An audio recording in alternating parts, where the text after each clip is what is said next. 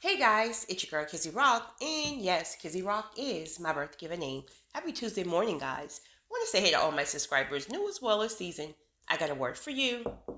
Tap in. Happy Tuesday morning, guys. So, a really quick recording. I just want to speak to you guys about the importance of guarding your ears and your eyes. Of course, we all know that when we are waiting on promises for God, all caps, God to manifest, right? Promises, due season, whatever it is that you're waiting on, and the promises that God have given to you. Of course, you know there's going to be a fight many times to achieve these blessings. But one thing that the enemy will do is he will really target your self-worth, because if you don't feel worthy of the very blessing that God is trying to get to you, it's going to be very hard for you to really position yourself in alignment and to really follow the voice of God in order for these blessings to manifest. There's a part for us to play, right? God manifests the blessings, but there is a part for us to play. So the enemy will target that area that is the most struggle for you. What is that area for you? Is it fearfulness? Is it confidence? Is it what is the area of struggle for you? Then that's the area that the enemy is going to really target. I had someone email me yesterday in regards to she really struggled with her confidence and self-esteem. She was bullied a lot by other siblings, in as well as some others, like in school. So she really don't feel like and she's absolutely gorgeous, but she doesn't feel like she's beautiful. Like she just don't feel like it. Yet God has promised her a kingdom spouse. In fact, she knows who this person is, but she just doesn't feel worthy, and she's constantly self-sabotaging it. Self-sabotaging is so it's so the trick of the enemy. He will literally have you self-sabotaging everything that God is trying to get to you, right? So what is he going to do? The enemy is strategic. He's going to put people in your path. It's like every time you turn a corner, there's a beautiful girl. He's right in your ear. See, you will never be just as beautiful. You will never, all that nonsense and foolishness, right?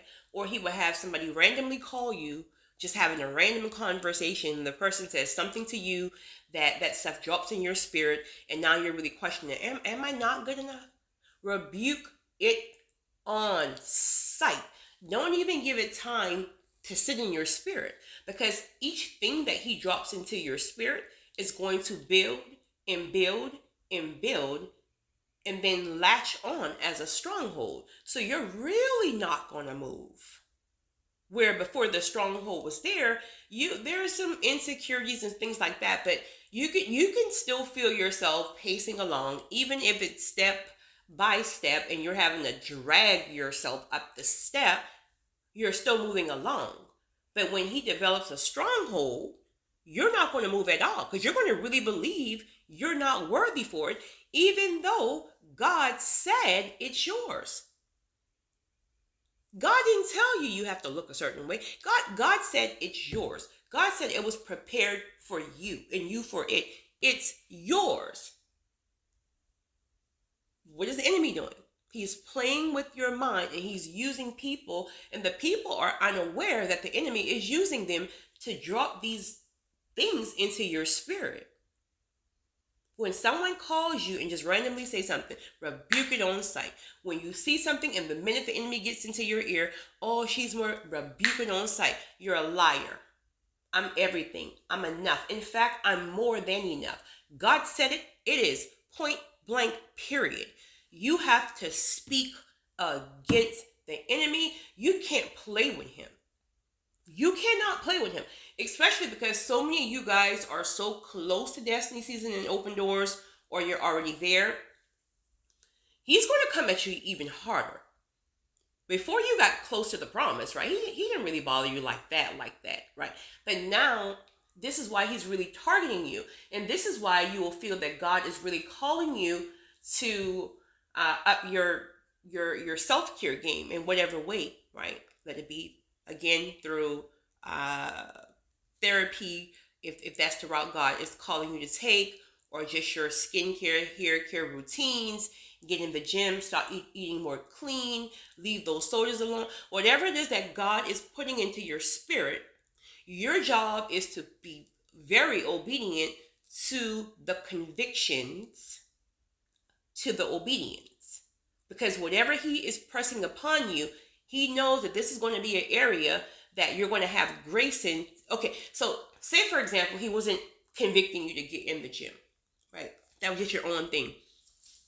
It would be such a struggle if it's not like just a natural thing you do. It would be such a struggle, and it's almost like you may go one day a week, and before you know it, you go one day a month, and before you know it, you fall off. But when God starts to convict you, there's a supernatural grace there. So if he's convicting you to do it now, don't let your own mind, your own little mind, think like, well, I tried that before and it just didn't work out.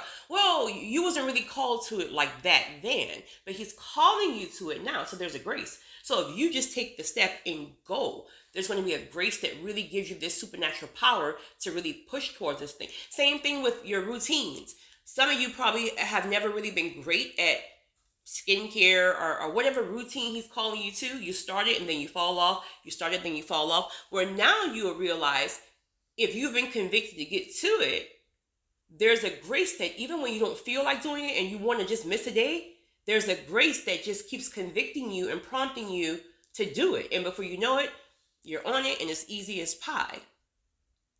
He knows those areas. And again, confidence is not external, but he knows those areas that are bugging you. But you got to give him something to work with. But when he starts dropping that nonsense in your head, and then the minute you get to the gym, it's going to be a girl who's, right, rebuke him again. You're a liar. God said, I'm the only one for the job, point blank, period. She can't touch me, point blank, period. I'm everything.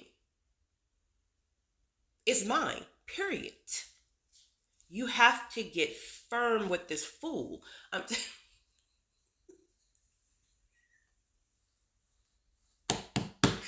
You got to get firm with this fool. You can't be letting him put all kind of stuff in your heads. You just can't. You just can't. You just can't. And this is why also many times God will call you to keep the promise a secret. Because again, if you tell people certain things, they just don't get it. Or they have like their own process, so they're doing whatever it is that they're working on or whatever.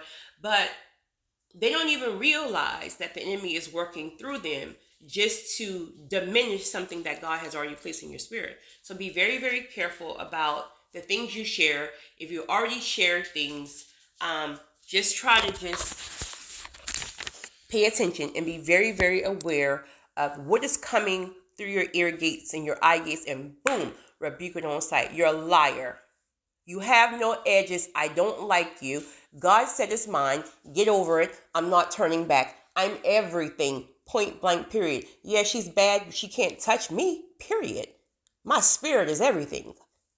My spirit is enough. And everything else is just a bonus, period. It's your girl, Kizzy Rock.